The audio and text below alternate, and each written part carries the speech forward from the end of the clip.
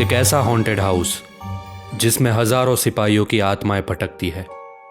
इस घर में कई हंसते खेलते परिवार उजड़ गए और तो और कई सारे लोग जिन्होंने इस घर को खरीदा उन्होंने आत्महत्याएं कर ली। आज की तारीख में सरकार ने इस घर को पूरी तरह से बंद कर दिया है, लेकिन आज भी इस घर में लोगों की लाशें अक्सर पाई जाती है। मैं बात कर रहा हूँ जर्मनी के सबसे भूतिया हाउस कलिंगन के बारे में। जर्मनी के क्लॉन सिटी से नॉर्थ में कलिंगन नाम के गांव में यह घर मौजूद है। इस घर की कहानी 1288 में हुई एक भयानक लड़ाई और दूसरे विश्व युद्ध के साथ भी जुड़ी हुई है। दरअसल जर्मनी के कलिंगन गांव में सन 1288 में एक बेहद ही भयानक लड़ाई लड़ी गई थी, जिसमें हजारों सैनिक मारे गए थे और कई सारे सैनिकों को इसी गांव में दफन कर दिया गया था।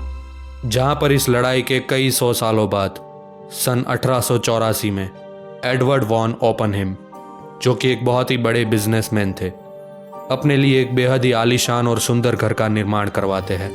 एडवर्ड को यह पता नहीं था कि जिस जगह वो अपना बेहद सुंदर घर बनवा रहे हैं उसी जगह पर हजारों सिपाहियों को कई सौ सालों पहले मारकर दफन कर दिया गया था। एडवर्ड, जो कि बहुत ही धनी इंसान थे और उन्हें हॉर्स ब्रीडिंग का बहुत ही ज़्यादा शौक था, इसलिए उन्होंने ये घर बनवाया था ताकि वो यहाँ पर तरह तरह के घोड़े लाकर रख सके। लेकिन जब यह घर बनकर तैयार हुआ तब इस घर में इतनी नेगेटिविटी थी कि एडवर्ड का पूरा बिजनेस डूब गया और उन्होंने 1907 में इस घर को बेच दिया। और इस घर को बेचने के 2 साल बाद एडवर्ड का निधन हो गया। अब जिस नए मालिक ने इस घर को खरीदा वो भी अच्छा खासा धनी इंसान था, लेकिन इस घर में आने के बाद वो पूरी तरह से बर्बाद हो गया और इस घर की नेगेटिविटी का वो भी शिकार हो गया। आखिर उसने भी इस घर को बेच दिया।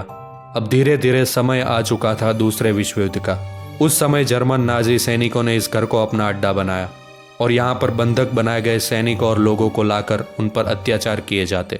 उन्हीं में एक लड़का था 19 साल का एडवर्ड मार्गोल, जिसे इस घर के मालिक की लड़की से प्यार हो जाता है। और जब इस घर के ऑनर को इस बारे में पता चलता है तो वो उस लड़के की इसी घर में हत्या कर देता है।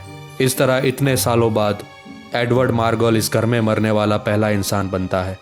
बाद में इस घर में आत्महत्याओं का सिलसिला शुरू होता है। जब दूसरा विश्व युद्ध खत्म हुआ और नाजियों की हार हुई तब इस घर का ऑनर इस घर को बेच देता है और जो नया ऑनर इस घर को खरीदता है वो भी एक नाजी था, जो दूसरे विश्व युद्ध में एक जज था, जिसने कई सारे यहूदियों और कई सारे सैनिकों को मौत के घाट उतारा था। यानी वो एक वॉर क्रिमिनल था, इसलिए वो इस घर में अपना नाम बदल कर रह रहा था। लेकिन जल्द ही आसपास के लोगों को उसकी असलियत के बारे में पता चल जाता है और वो व्यक्ति इतना डर जाता है कि 1962 में इसी घर में अपने आप को गोली मारकर वो सुसाइड कर लेता है। आपको लग रहा होगा कि इस भूतिया घर की कहानी का यही अंत होता है, लेकिन नहीं, कहानी अभी बाकी है। जब इस घर को खरीदने के लिए कोई तैयार नहीं हुआ तब जर्मन सरकार ने सन 2000 में हमेशा के लिए इस घर को बंद कर दिया। लेकिन उसके बाद भी पिछले कुछ सालों में इस घर में 2 लोगों की डेड बॉडीज पाई गई। जब पुलिस ने जांच पड़ताल की तब पता चला कि दोनों ने ही इस घर में आकर सुसाइड कर लिया था। अब उन्होंने सुसाइड क्यों किया ये आज तक राज है। आज इस घर को बने पूरे 100 साल से भी ज़्यादा का समय हो चुका है। किसी ने इस घर को बहुत ही ज़्यादा उम्मीदों से बनाया था, लेकिन ये घर आज तक किसी को भी खुशी नहीं दे पाया। शायद उन हजारों सिपाहियों की दुखी आत्माएं आज भी इस घर में भटकती है और इसी वजह से शायद ये घर शापित है। तो बस आज की कहानी में इतना ही। जल्द ही मुलाकात होगी ऐसी एक और सच्ची हैरत अंगेज कहानी के साथ।